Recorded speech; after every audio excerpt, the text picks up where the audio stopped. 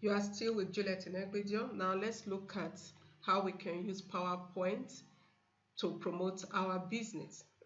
Just like we did for Microsoft Word and Excel. Now go back to where you have the start button. Click on the start button. Right on the start button, you look for the PowerPoint and you click on the PowerPoint. Here is my PowerPoint. I click on it and it's coming up. There are two different techniques you could use in using your PowerPoint to promote your business. Sometimes you may need to be there physically to project, and at the other time you may not be there physically but you have to work online. You may be requested to prepare a PowerPoint narration to describe what you do in your business, and that could be what they will use to judge you. Sometimes too, when we are applying for loans, sometimes they may tell you to make a PowerPoint presentation of like 3 minutes, 5 minutes, or narrated PowerPoint presentation, and you send it, and that is what they will view and take a decision. So in PowerPoint, using a PowerPoint presentation in a business, it is very pertinent that you know how to arrange your PowerPoint to be attractive, and you speak to your PowerPoint. You don't load your PowerPoint with so much text. Loading your PowerPoint with so much text do not really give your audience a good feel of what you need to say, and you don't read, because most times you discover that when you have some people presenting their PowerPoint, they start reading word for word. PowerPoint is supposed to be a guide to remind you to project, but if there are some things you need to really show, to analyze, and you want to demonstrate it, yes, you could use your PowerPoint to demonstrate it. Now right here, the PowerPoint is up, and like we have in the other two packages we have used, you see that it will always come up with a page whereby you can choose from more themes. In this, that is the template. You have more themes you can choose from. So if you are new in the use of PowerPoint, you can use already customized themes. You may just pick any of them that appeal to you and use it. But if not, if you are good at it, you could use the blank presentation. But in this case, let us pick from any of these templates we already have here. Although you could see it classified as theme, you said search for online templates and themes. If you go online, if you are connected, there are so many templates you could find there. There are so many beautiful templates that will meet what you want to do at that particular time. So right here, let's just pick one out of these. Let's assume we pick this. Let's just choose that and see how it turns out. It's coming up. Now, right here we say create, because this is what it is. We'll have to create it. I click on my create. This you might not see in all. I have a software Camtasia in my system. That is why you are seeing this prompt up. I will allow it to work in. But in your own case, if you don't have such software, as you click on create, then it will come up with what you want to do. So now let's add title. Let's assume my title is overview of PowerPoint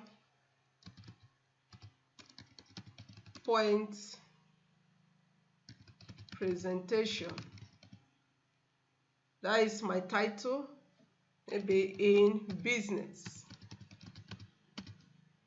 And if you look through this, you're going to see a rectangular shape here, and what I have typed, the overview, has gone beyond the rectangular shape. If you leave it in this order at your presentation, your document will not appear well.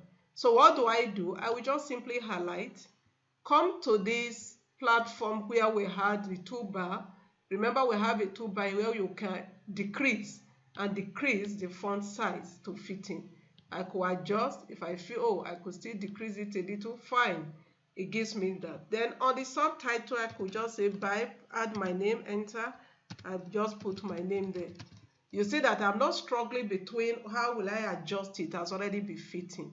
Having done this, I can simply add another slide by clicking on Ctrl and M. I can also click on new slide here instead of using the Ctrl and M. If you look at the toolbars here on home, if I click add new slide, it will just come up. That is new slide. So with the new slide, I can now put whatever thing I need to highlight here. Anything I want to put there, I can put it there. Then what I want to present, if you look at this, there is a table. Here there is a chart. Here we'll have insert smart art.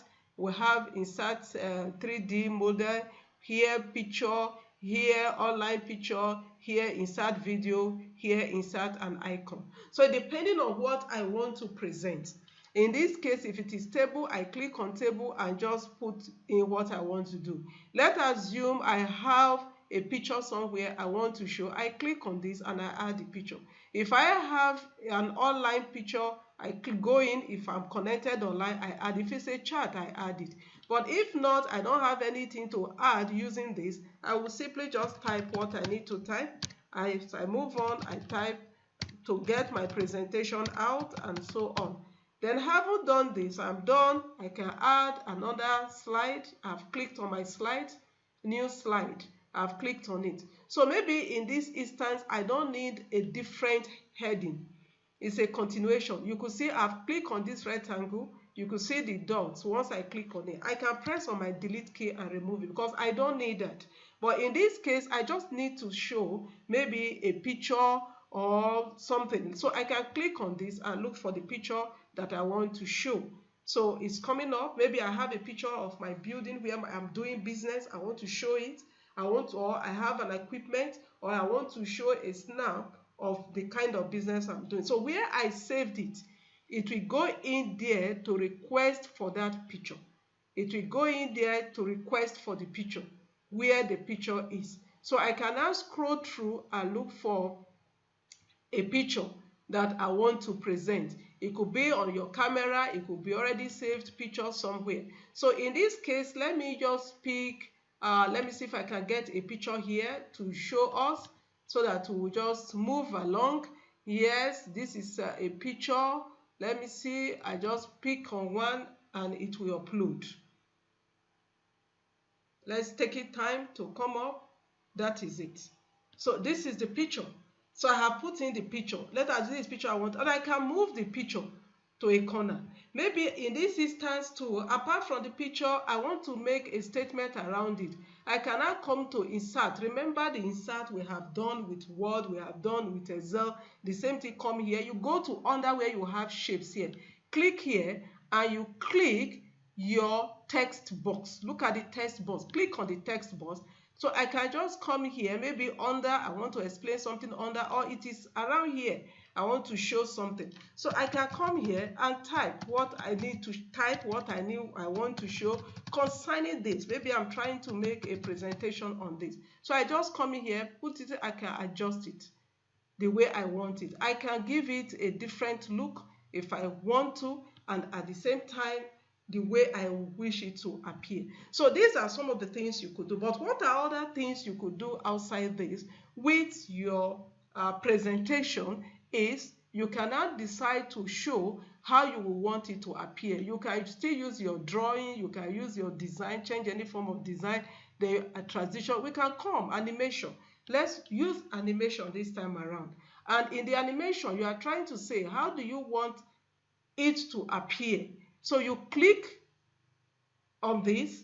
When you enter, the time we are doing the slideshow, you want this to appear. But here, you don't want everything to come in at once. Because when you are speaking, you want it to project as you are talking. So in this instance, what you do, you can choose any of these signs. If I say appear, it will appear. If I said, I don't want appear, if I click, I want it to be fly in. You see, it will be fly in one after the other. And if you look at this, it's showing me 1, 2, 3, 4, which means they are going to come in that order. The first one will come in, followed by the second one, followed by the third and the fourth.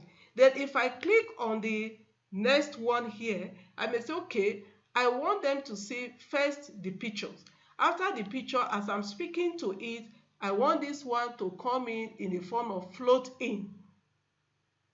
So this one will now come in after, it will float in. Now let's see how it will appear if we do that.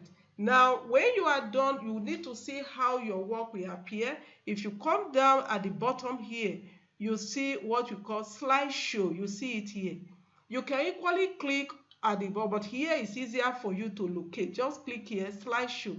If you click on your slideshow, you want to see how it's going to come up when you are presenting it. This is how it will appear to your audience when you are now presenting.